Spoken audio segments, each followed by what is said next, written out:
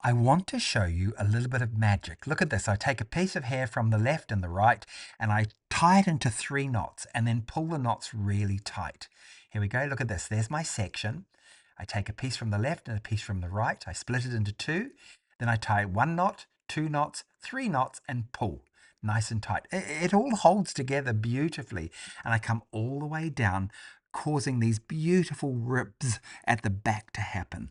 Yeah, once you've got these ribs into the back of the hair, then we go to the front, decorate over, and I use all of the tails of the ribbing to do a final braid. Literally crisscrossing. Crisscross the right with the left and just keep on going, doing a beautiful 2-strand braid all the way down.